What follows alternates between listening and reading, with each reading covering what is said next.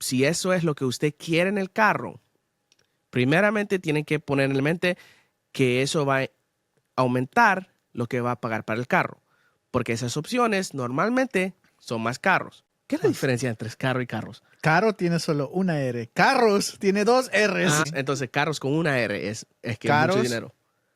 Caro es muy caro, o sea, mucho dinero. Ajá. Carros es carro. Un carro. Brum, brum. Ya.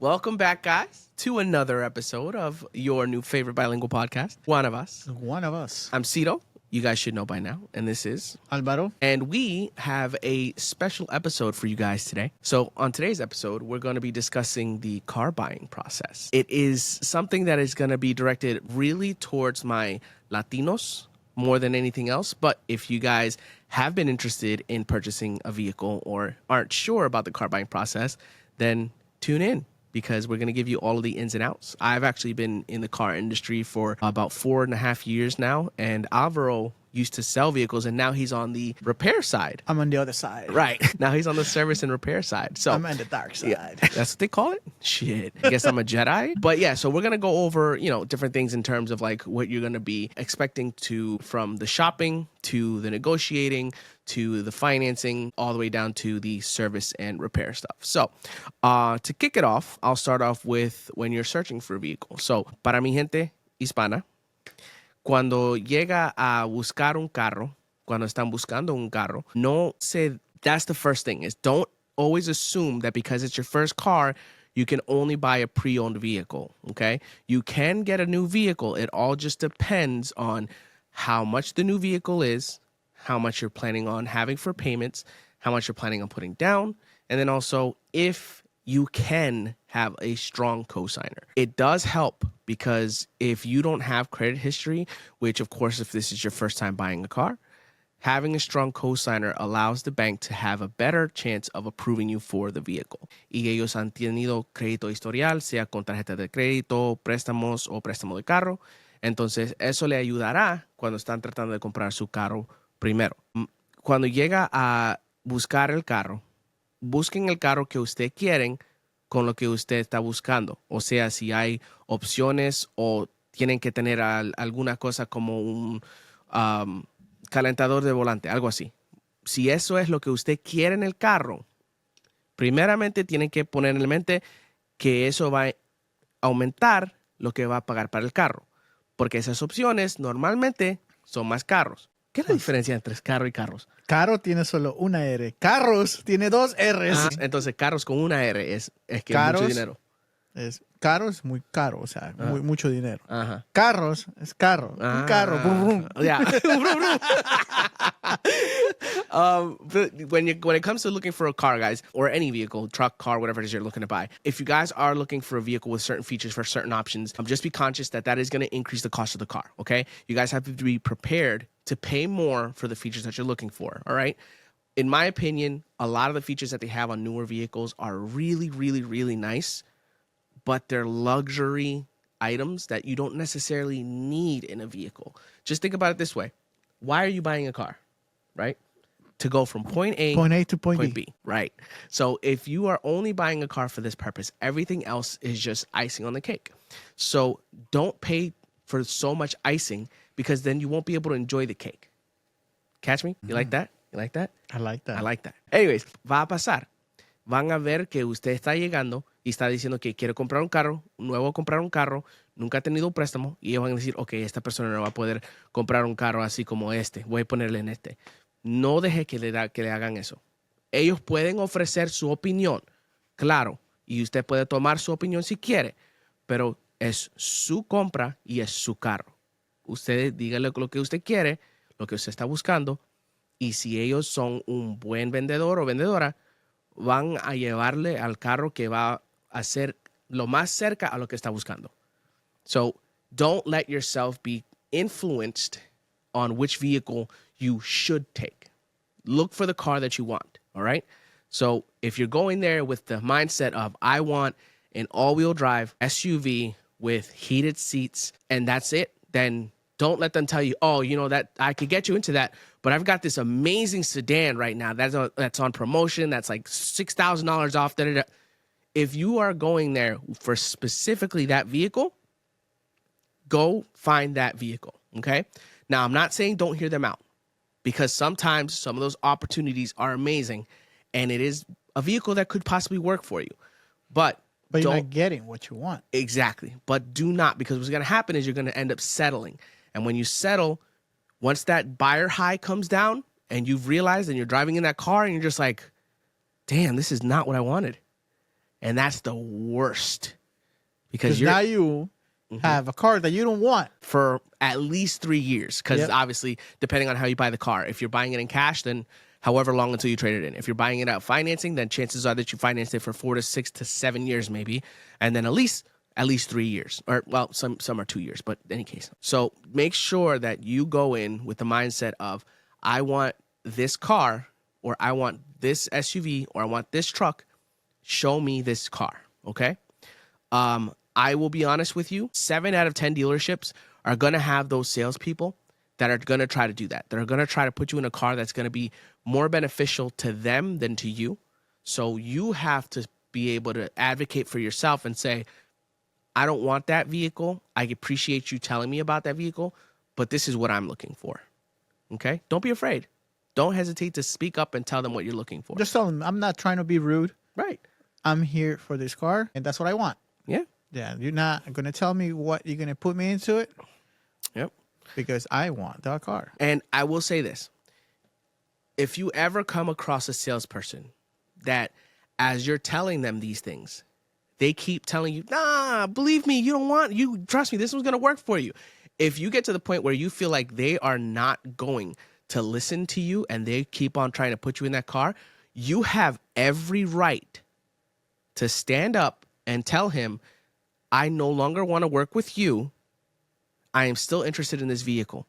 So if I can have another salesperson, I would like another salesperson, or I'm going to leave.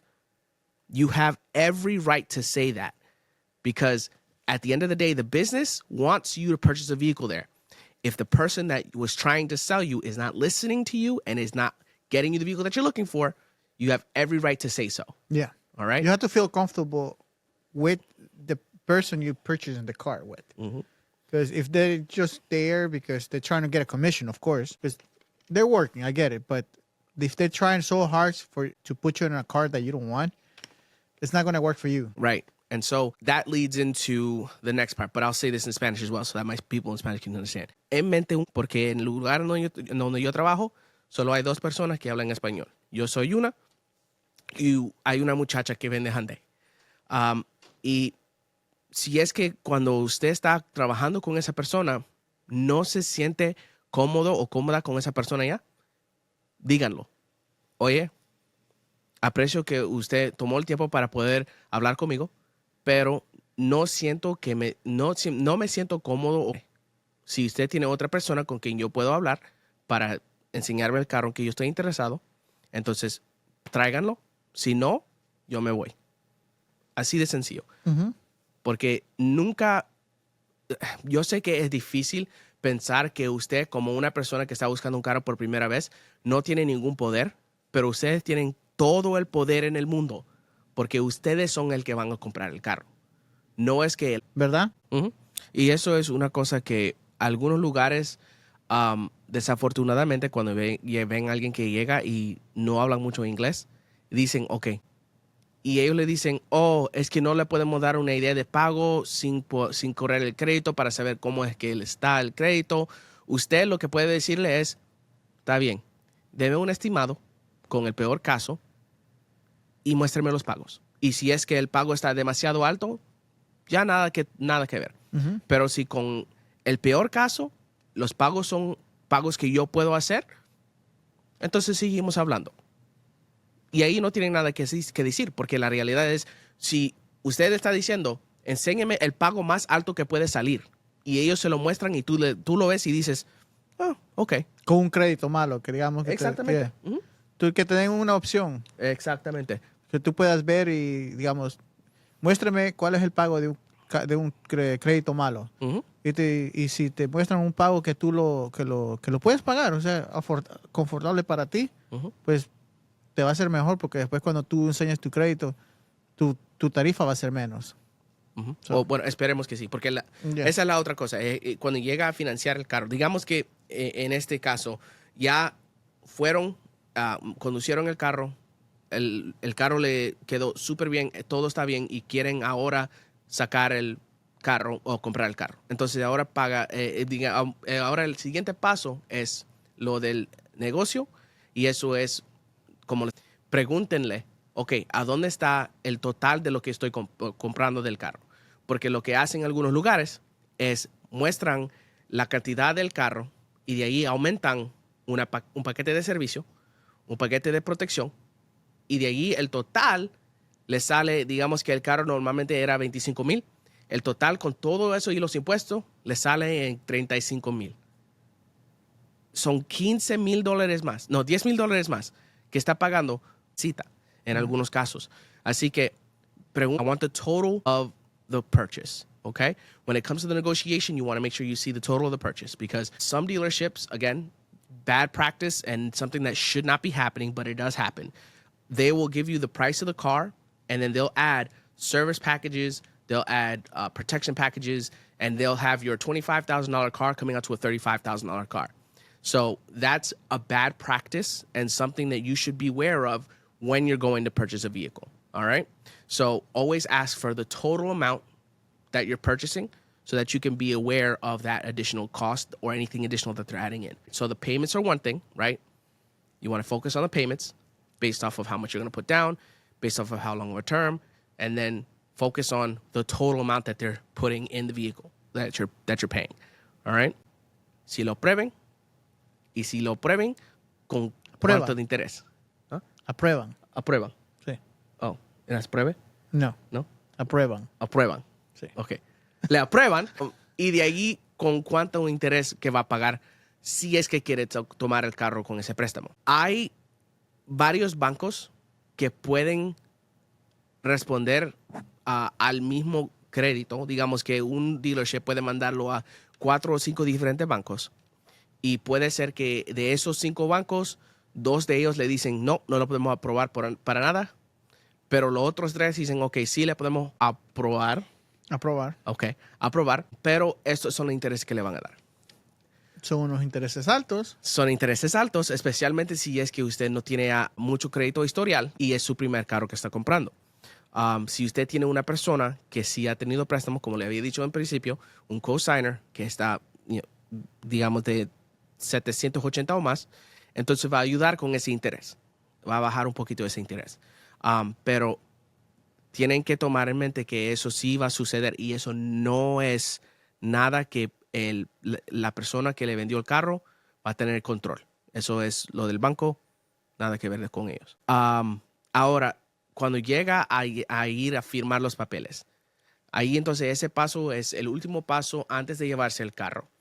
Lo que le voy a decir es que 90% de los dealerships no van a tener estos papeles en español. Van a estar en inglés.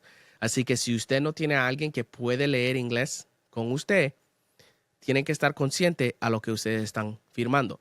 Si usted ve algo que está diciendo que van a subir sus pagos, paren y traten de leerlo lo mejor que puedan. Porque puede ser que ahora que usted entró allí a la oficina de financiamiento, le están tratando de agregar esos paquetes de nuevo, de servicio o de protección, lo que sea. Usted tiene que estar consciente que es opcional, no está requerido. No es que si eso se lo están presentando, tienen que llevarlo, ¿ok? Es opcional. Puede verlo y decir, no necesito nada de eso. No necesito esto y no necesito esto. Y usted, aunque la persona con quien usted está trabajando, si no habla inglés, o si no habla español y usted no habla inglés, solo le puede no y no. Sencillo. Ellos van a entender y para hacerlo más fácil, se lo van a quitar. Porque ¿cómo le van a poder decir, oh, pero you should take it? Porque no lo van a poder explicar. No se puede explicar. No English. Simple. But that's again, guys, when it comes to the finance aspect of the vehicles, the interest rate is the interest rate. Banks are going to give you an interest rate no matter what. We have no option, when it comes to the sales side. We have no control over that. The bank is going to give you whatever the rate is if they approve you. And they're also going to give you options. In other words, the dealership is going to get options for which bank is going to give them the best rate. And then they're going to go with whichever one that is. When it comes to being in the finance office, whatever documentation they're giving you, make sure you read it. I'm not saying read everything word for word, but just be conscious of anything that says protection or service contract or anything like that, because that's additional things that some finance offices try to throw in without you realizing. And that's something that's going to bring your payment up and bring your total purchase up, which is what you want to consider. I'm not saying that those packages or those protections or services are not worth it. Some of them are. I myself get the tire and wheel package whenever I buy a vehicle. 100%. Yeah, I love my wife, but she's horrible when it comes to curbs. So Thank God. Right. Thank God. So knock on wood. Knock on wood. That she hasn't fucked up my rims yet. So. Yeah, there you go. So something to be conscious of. Some of them do have a benefit, like the tire and wheel package, especially around here in New York. Potholes are horrible. Yeah. Okay, so if you pop a tire, you literally have it covered. You just take it to the dealership. They send it for a claim, and then you get a new tire put on, no cost, right? Because you're paying that for every month, right? Because on your payment, it's automatically taken there. Yep. I think it's like $50 a month, something like that. Depends on what your loan term is. Yeah. But yeah, so it's gonna bring up your payment a little bit. But for me, it depends on what you feel is worth it, right? So I feel that the tire and wheel package is worth it for me. If you feel like, hey, I'm only going to be driving this car on the weekends, I'm probably not even going to take it anywhere far, then maybe you don't need the tire and wheel package. Maybe you don't need the service package or anything like that. Now, the other thing you have to make sure you pay attention to is going to be, any services that are included with your vehicle. If it's a new car, there are usually services included. So that's something you want to make sure you're aware of before you go into the finance office, okay? Because let's say, for example, Hyundai, they offer you 2 oil changes and 2 tire rotations with the purchase of a new vehicle. So that's essentially all the services. A year? No, in total. 2 oil changes? 2 oil changes and 2 tire rotations. That's it? Yeah. Well, normal people, when they normally drive, would have 1 oil change a year, not like somebody over here who does 3 or 4 a year. Oil change a year? Yes. Dude, I never seen somebody do 1 oil change a year. Bro, you want to know what's crazy? What? You haven't done yours. I got my Kona last February. You know how many miles I got it? What? 7,000. I mean, you only drive like right 2 minutes from That's home. what I'm saying. And that's how some people are. So I don't need to do my oil change until 8,000 miles. So I've gone a whole year and haven't needed to do oil change yet. That's crazy. Right. But again, that's something to be conscious about, guys. If your vehicle purchase includes any services, you should be aware of that, okay? I mean, most of the times it's included already. Yeah, a lot of manufacturers include it. But new cars. New cars, yes. What's the used cars? I think the guarantee is like if your car is not 100,000 miles on it yet. So for the warranties. Yeah, warranty cars, yeah. And that's another thing that we didn't touch on is the warranties. So when it comes to the vehicle purchases, guys, certified vehicles are going to be one of the best pre-owned vehicles that you can buy, all right? Those are going to be your first option for pre-owned. If you can't find a certified pre-owned, then obviously pre-owned. But new cars are going to have the new car warranty, which is going to be, in most cases, 3 to 5 years for the bumper-to-bumper warranty.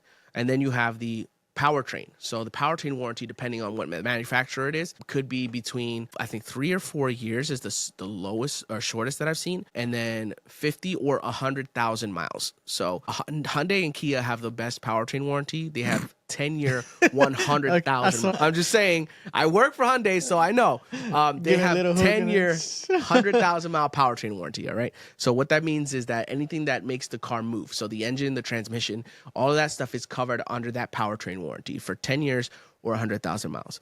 A lot of other manufacturers offer like 5 years, 60,000 miles or something like that. So again, something to be conscious of. When you're buying pre-owned certified, you'll get that remainder of the powertrain warranty and then also the remainder of the new car warranty.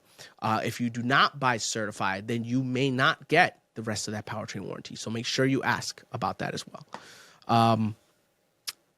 But always ask for a Carfax. Yes.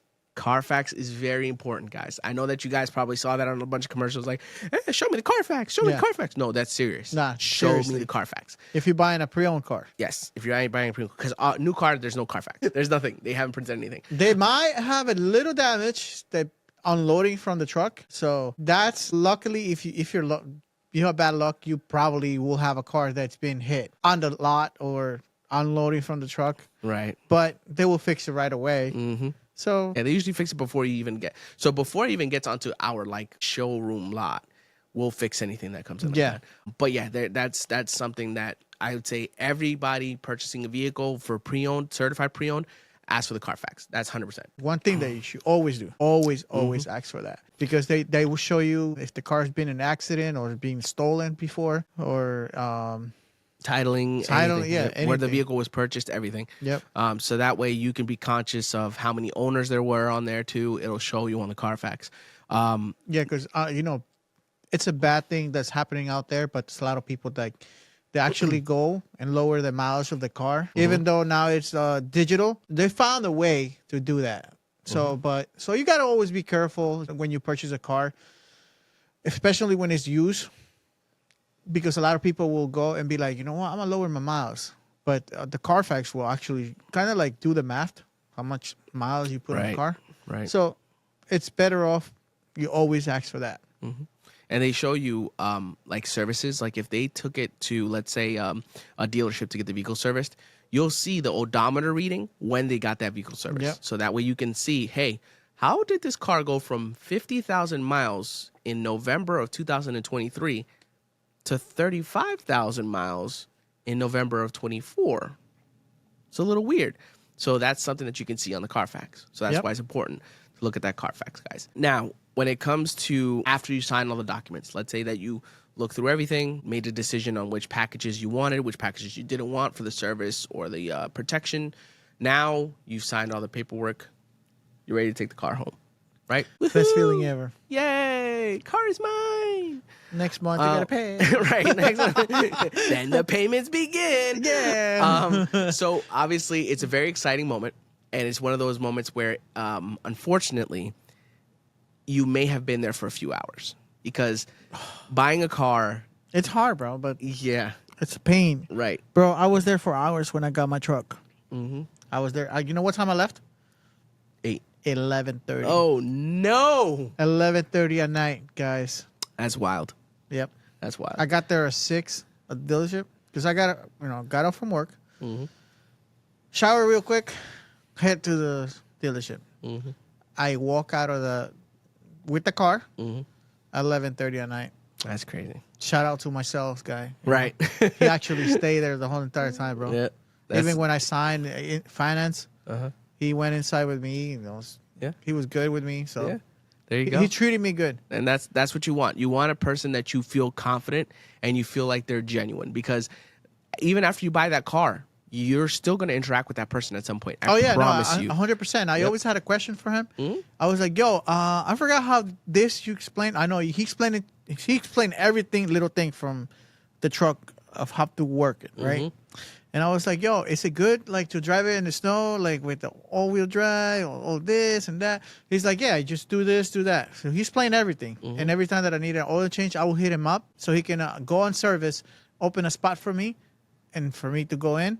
And I would just say, have an appointment, give my name, and that's it. And that's when you have a good salesperson, that's somebody that you'll be able to turn to for everything with your car. Yeah. And then that's somebody that if you have anyone in the market for a car, do them the favor of saying, go check out my guy over here. He was amazing. He did such a great job, and I love my car. He gave me a great deal. Go see him, see what he can do for you. Yep. Because those referrals help your person who sold you the car. It really makes a difference. Trust me. I was on the sales floor for, like I said, three years, and it made a difference when I had somebody, hey, I'm sending my cousin. Hey, my aunt's got to buy a car.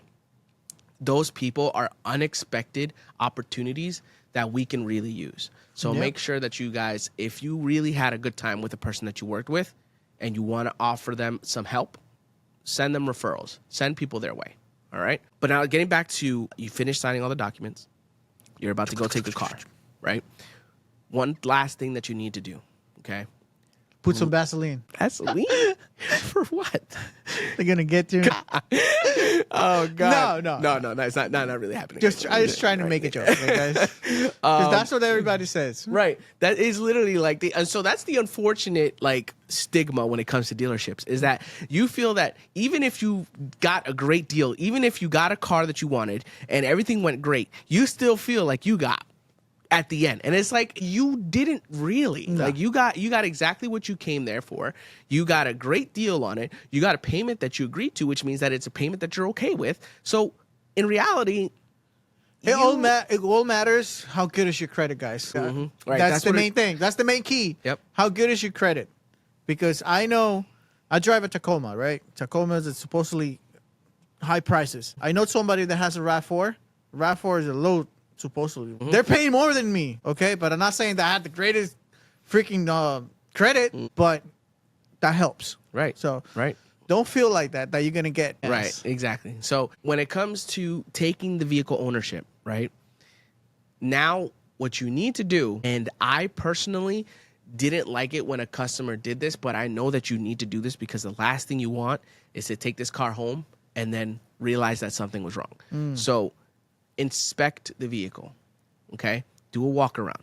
Look at the lights, look at the bumpers, look at the fenders, look at the doors, look at the mirrors, everything. Open the hood. Yeah, open the hood. Make sure you take a look at everything before you drive that Smell car. the oil, smell anything. Go on the bottom, see if you can look at it. If it doesn't have a hit, anything. Yeah. So obviously you should do this before you even go and buy the car. Yep. But before you drive it off the lot, if you haven't done so, do that, okay? Yeah. And then also, and I hate to say this because this is something that really should not be happening and it's technically illegal. Make sure that the car that you're about to drive away with is the same car that you're expecting to buy. Okay? What I mean by that is look at the window sticker because legally in New York, at least, they cannot take the window sticker off until you've taken ownership of the car so that you know for a fact that the vehicle that you just decided to purchase is the exact vehicle that they're giving you. Okay, so that they didn't change it with a different car for, let's say, less features, but you're paying for one with more features and you none the wiser because you're getting into a blue car with a black interior in the model that you wanted. Some people, very innocently, wouldn't even think twice about it, right? They'd just be like, oh, yep, this is the car that I bought. This is it. Blue, gray inside, perfect. And they'll drive off with it. But now you're paying for a car that was $4,000 more, but you're driving a car that's $4,000 less. You're paying for an XE. Right. And you got an LE. So oh, God. just make sure. Just make sure, yeah. Right. So just not make trying sure. to be stupid like an asshole, but just make sure. Exactly. Be conscious of it because reality is sometimes, even a dealership does make mistakes innocently because I've had a coworker of mine who's accidentally delivered the wrong car. And so the customer was none the wiser because they just saw the color, saw the interior. That's my car. Bye. But the reality, the funny thing is that it was the same trim level too, but it was a completely different VIN number. So oh, God. They had taken a car, had it insured, but they drove away with a different car. Oh, my God. So obviously that's a big, big no-no. That's a big red Damn. flag. What did they do after? They had to send the person who sold the car to go pick up that car and drop off the right car. Oh, my And God. then they drove the other one back. Yeah, it was bad. That sales guy got fired, probably. No, Was you the salesman? no, absolutely not. I'm very careful about my cars. But Good. anyways, Good. that's obviously one thing that you want to make sure you take a look at and inspect the vehicle because the other thing you don't want to happen is they showed you the car, everything was great with the car, and then while they were getting it ready, they backed into a barrel or they scraped it on a curb. Then now if you drive it away, that becomes your responsibility.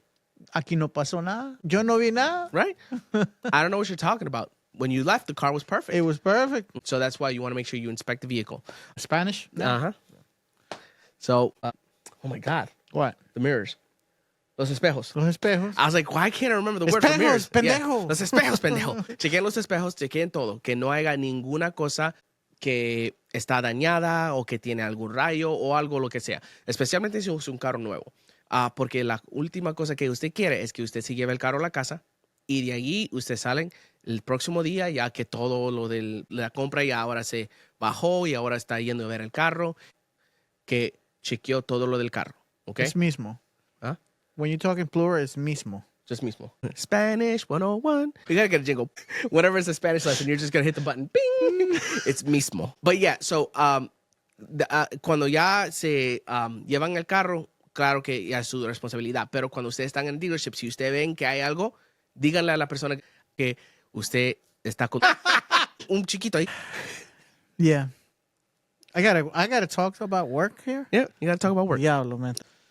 Llevas el reporte. Todo carro que tiene que salir del dealer tiene que tener seguro.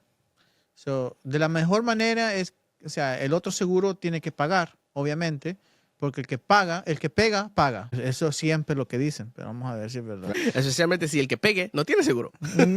Exactamente, tiene que pagar de su bolsillo. Mm-hmm. Pero hay un error muy grande que hay mucha gente que dice, oh, ¿sabes qué? No llames a la policía. Yo lo voy a pagar. Ok, tú lo vas a pagar, ok, no hay problema, no llamo a la policía, pero intercambien los seguros, ok, tú tienes que pedirle el seguro a la otra persona, ok, del seguro de su carro. Tú llamas al seguro de ella, o de él, llamas y le dices, mira, tu cliente me acaba de pagar, ok, y ahí muestra el daño que se hizo en el carro, Uh-huh. y ahí venimos nosotros, lo llevas al taller de donde tú lo quieras llevar, ya menos de Álvaro. Llévalo de Álvaro.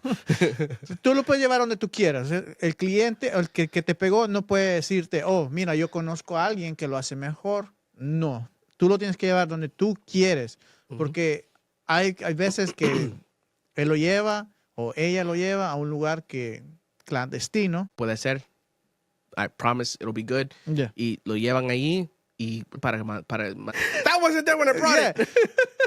Tiene otro golpe.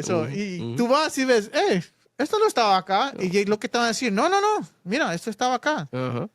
Y Tienes que llevar a un lugar que sea de conveniencia, que tú te sientas muy seguro, en verdad. uh-huh. Porque la mayoría de ahora de seguros, cuando tú llegas a dejar tu carro, toman fotos de todo lado. Un 360, foto de 360. Para cuando llegan. And so, for those of you guys who don't speak Spanish, what we're saying is when it comes to, any kind of accidents that happen with your vehicle, that's a whole other scenario and obviously bad situation for you to begin with. But the steps that you want to take are obviously call the police, have a police report filed. That is very important because that police report will show who was liable for the accident. So that way, when it comes to the insurance claim, the other person can't say, oh, no, I didn't hit them. They backed into me. No, it'll be right there in the police report. This is what happened. This car hit this car, right? Mm-hmm. And then when it comes to your choice of where you're going to get your vehicle repaired, you can choose where to go. The person who hit you does not have that directive. They don't get to decide who fixes your car. You get to make that decision. So I would say work with your insurance company directly or with their insurance company directly and say, are there any specific places that you have to take the vehicle? If they say no, then take it where you want. If they say, yes, we have a contract with this place, then you can go there. But do not take the person who was driving the car's word, their recommendation. Even the insurance will tell you, take it to this shop. Okay, most insurance people, most insurance company, they have their own shops that they supposedly send clients to. But you have the right of saying, no, I want to go to this shop. Okay, that's where I take my cars. This is the people I trust. So they just, you take the car there, and they will call the insurance, and they will know the claim. So be conscious of that, guys. You have that power. You have that choice. Yeah. You get to decide where your vehicle gets fixed, so that you don't feel like you're getting put in a situation that you don't want to be in with a place that you're like, it's a little, I don't know, I don't trust this place that well. So you have that choice. You have that power. And honestly, pick a place that you trust. Pick a place that you know does good work. Even if it's going to be more money, guess what? Not your money. Not your money. Insurance. The other insurance people. The other people's insurance is going to pay for it. Yeah. It is what it is.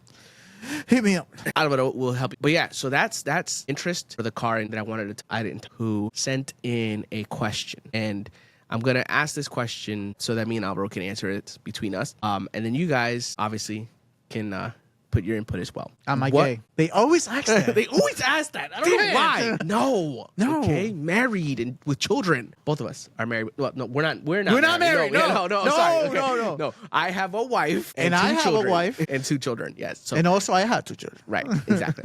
And Yeah. they're almost the same in age. And they're boy and girl. And boy and girl. And boy and Yeah. girl. Yeah. Right. So, but they're not. So here's our question. Okay. And this question is from Vante. What would y'all say to the people who I see all over the internet saying, why don't they just go somewhere else instead of America when talking about people who are immigrating to the United States? Repeat that again. What would you all say to the people who I see all over the internet saying, why don't they just go somewhere else instead of America to the people who are immigrating to the United States?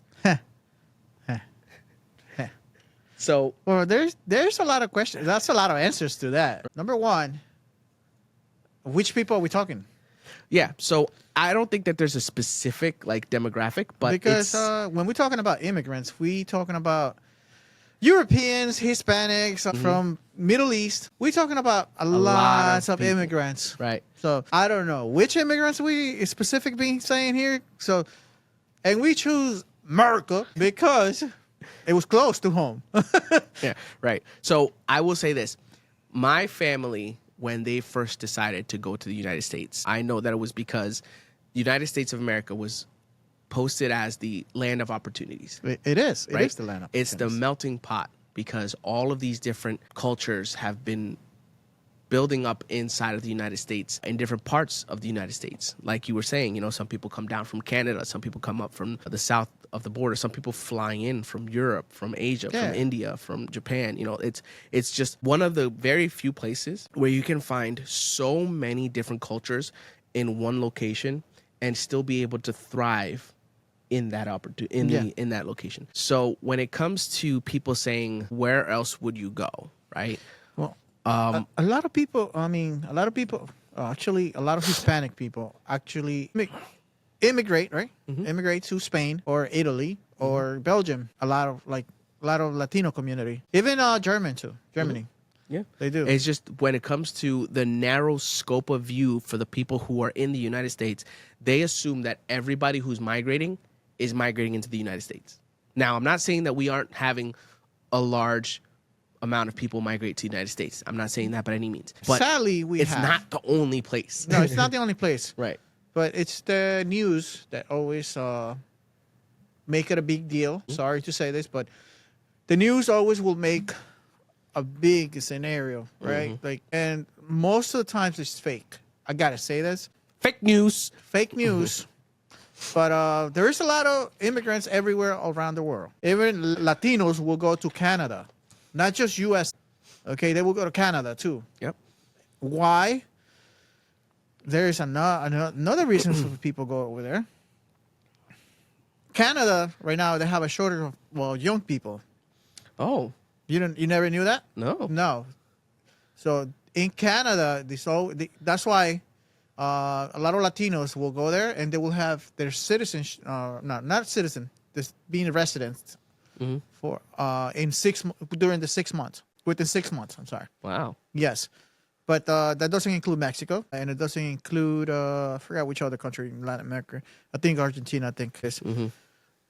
So they won't get it in 6 months. But any other country, in 6 months. But Canada is a lot more colder here, so that's why a lot of people, like a lot of Latinos, will not really go to Canada. Because the difference in weather is ridiculous. Yes, and pay it's a lot less. It's not a lot, but it's a little different. Right. Yes. Right.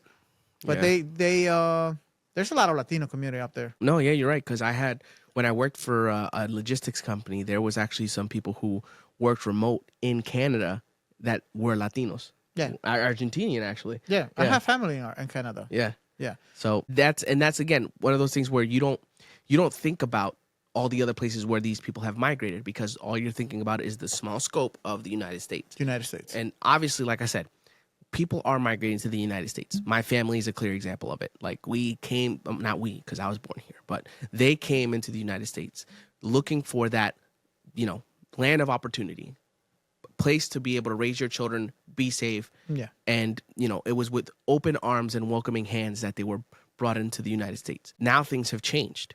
So if it was today that my family was trying to leave El Salvador to go to a new place, I don't necessarily think that it would be the United States of America, especially not under the current administration. I think that they would probably try and go south if they couldn't get on a plane. You know, there's plenty of other places, yes, but reality is when your nation was always the nation of opportunity, always the nation of the American dream, the nation of come here and you can find work, people are going to go there.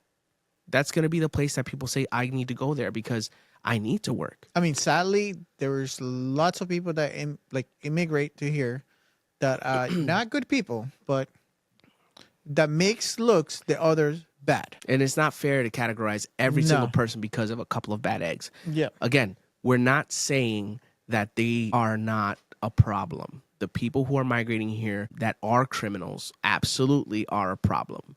And that's something that should be dealt with at the border so that they do not make it into the United States and then cause harm to anybody.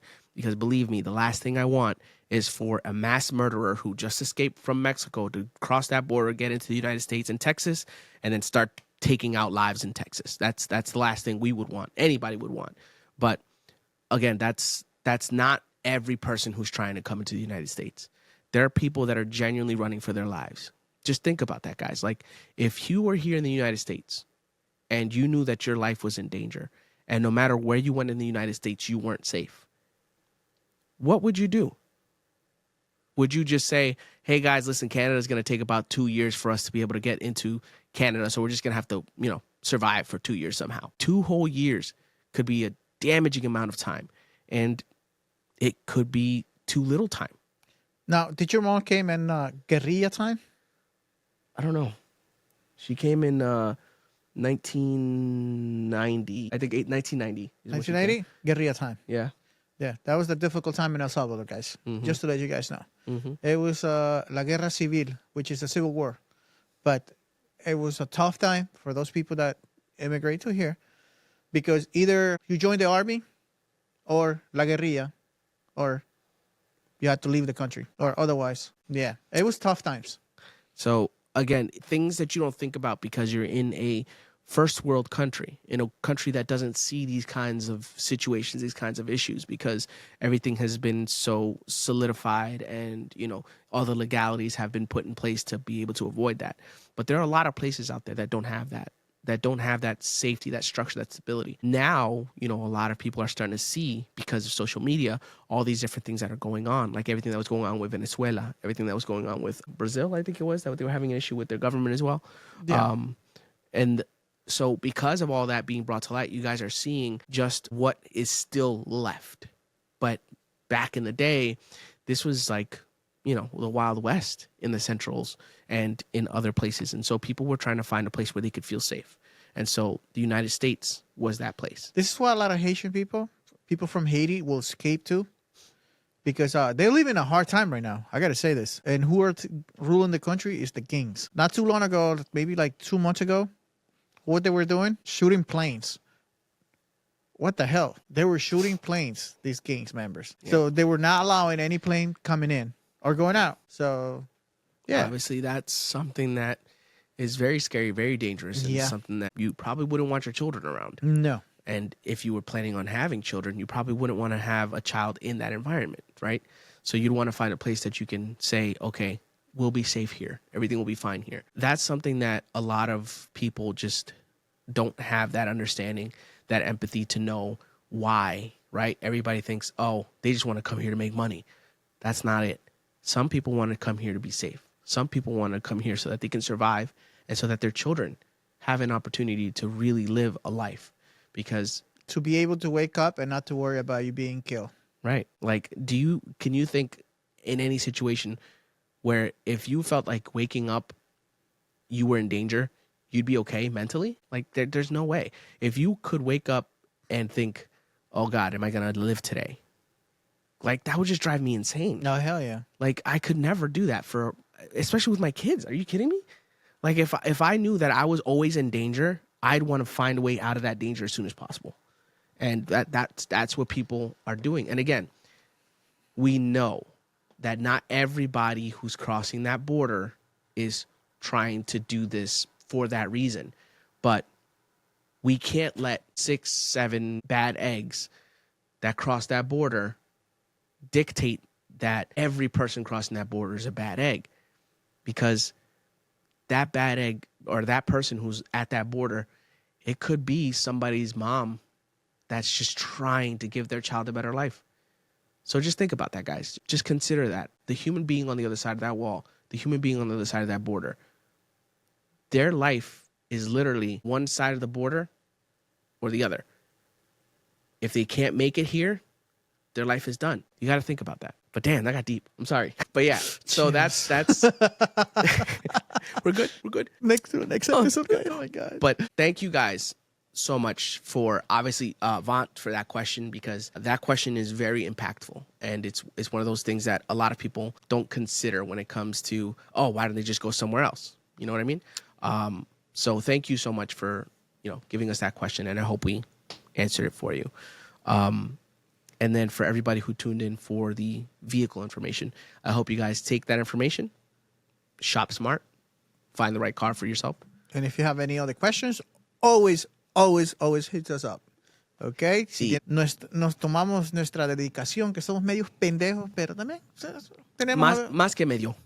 Pero tenemos un sentido razonable a veces. A veces, no sea siempre. Pero muchísimas gracias a todo el mundo que llegó a ver este episodio y que ha visto todos los demás episodios y que han disfrutado con nosotros y que han agregado, Subscribe. followed. I'm working on it, guys, I promise. La manzana. La pinche manzana. But again, guys, make sure you hit make sure you leave comments regarding what you thought about the episode, and then also questions you might have, and then we'll answer them on the next episode maybe, or the following episode. But for now, Álvaro. Muchas gracias a todos los que siempre nos dan like a todos nuestros videos pendejos. Follow. See? You did it too. But thanks, guys. Later.